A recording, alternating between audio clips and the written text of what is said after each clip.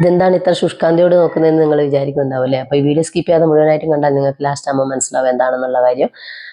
അപ്പോൾ ഞങ്ങൾ താമസിക്കാൻ വേണ്ടി എടുത്ത വീടാണ് ഇത്. ഇവിടെ ഒരു 3-4 വീട് ഇതുപോലത്തെ ഉണ്ട്.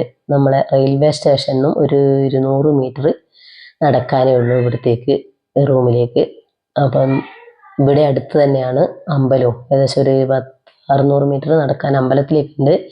അതുപോലെ ഞങ്ങളൊരു കല്യാണം കൂടാനും കൂടിയാണ് വന്നത്. അപ്പോൾ അത് ഞങ്ങൾ ഓഡിറ്റോറിയം ഒക്കെ ഇവിടെ അടുത്താണ്, അവരുടെ വീട് ഇവിടെ അടുത്താണ്. അപ്പോൾ അതെല്ലാം കൂടെ നോക്കിക്കൊണ്ടാണ് ഞങ്ങൾ ഇവിടെ റൂം എടുത്തത്. നല്ല സൗകര്യമുള്ള വീടാണ്. അതുപോലെ തന്നെ റോഡ് സൈഡ് തന്നെയാണ്. അപ്പം ഇത് കയറിയവിടെ ഒരു ഹാളുണ്ട്. അതുപോലെ തന്നെ ഇവിടെ ഒരു ഡൈനിങ് റൂമുണ്ട്. അത് കഴിഞ്ഞ് ഒരു ബെഡ്റൂമാണ് പിന്നെ ഉള്ളത്.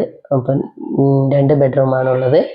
അപ്പോൾ ഒന്ന് അറ്റാച്ച്ഡ് ആണ്. പിന്നെ ഒരു കിച്ചൺ ഉണ്ട്. നമുക്ക് എന്തെങ്കിലും കുക്കിംഗ് ഒക്കെ ചെയ്യണമെങ്കിൽ അതിനുള്ള പാത്രങ്ങളും സൗകര്യങ്ങളൊക്കെ ഉണ്ട്. നനയ്ക്കുന്ന മെഷീൻ ഉണ്ട്. അതുപോലെ തന്നെ ഇതൊരു ബാൽക്കണി, തുണിയൊക്കെ ഇളക്കിയിടാനും ഒക്കെ ചെയ്യാൻ വേണ്ടിയിട്ടുള്ള സൗകര്യങ്ങളൊക്കെ ഉണ്ട്. പിന്നെ അതുപോലെ തന്നെ നമുക്ക് അത്യാവശ്യം വേണ്ടുന്ന എല്ലാ സൗകര്യങ്ങളും ഇവിടെ ഉണ്ട് കേട്ടോ. അടുത്ത് തന്നെ നമുക്ക് വണ്ടിയൊക്കെ കിട്ടണമെങ്കിൽ അതും സൗകര്യമുണ്ട്. അതെല്ലാം നോക്കിക്കൊണ്ടാണ് ഞങ്ങളിവിടെ റൂം എടുത്തത്. പിന്നീട് ഞങ്ങൾ പകൽ അമ്പലത്തിലൊക്കെ പോയി തിരക്കില്ലാത്ത സമയത്ത് തോന്നിട്ട് നേരെ വീട്ടിലേക്കാണ് വന്നത്. അത് കഴിഞ്ഞ് ഞങ്ങൾ പാൽപ്പായസം കുടിക്കാനുള്ള തിരക്കിലാണ് കേട്ടോ. അപ്പോൾ ആ ഡബ്ബ പൊട്ടിക്കുന്നത് നോക്കി എല്ലാവരും ഇങ്ങനെ കാത്തു നിൽക്കുകയാണ്. കാരണം അമ്പലപ്പുഴ പാൽപ്പായസം എന്ന് ഒരു പേര് കേട്ട പാൽപ്പായസമാണ്. അതുകൊണ്ട് അതിൻ്റെ ടേസ്റ്റ് അറിയാൻ എല്ലാവരും നോക്കിയിരിക്കുന്നുണ്ട്. അപ്പോൾ അത് പൊട്ടിച്ചു മക്കൾക്കും കൊടുത്തു. അപ്പോൾ ഞാനും ഒന്ന് ടേസ്റ്റ് നോക്കട്ടെ എന്ന് വെച്ച് കുറച്ച് കുടിച്ചു. സൂപ്പറാണ് കേട്ടോ, നല്ല ടേസ്റ്റ് ഉണ്ട്.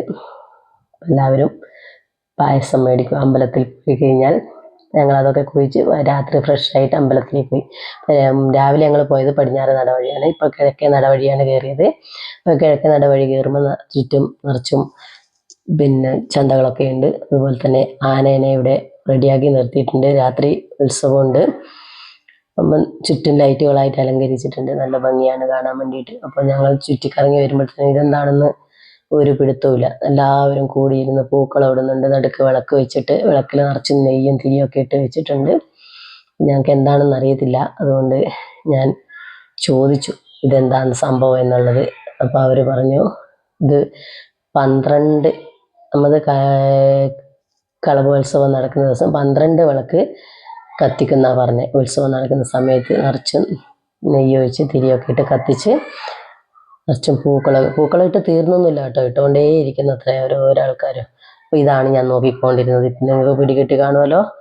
അപ്പം നല്ല ഭംഗിയാണ്. അപ്പോൾ എല്ലാവരും കാണുക, പോവുക. അപ്പോൾ ഇന്നത്തെ വീഡിയോ ഇത്രയേ ഉള്ളൂ. Tata bye bye. ഓക്കെ.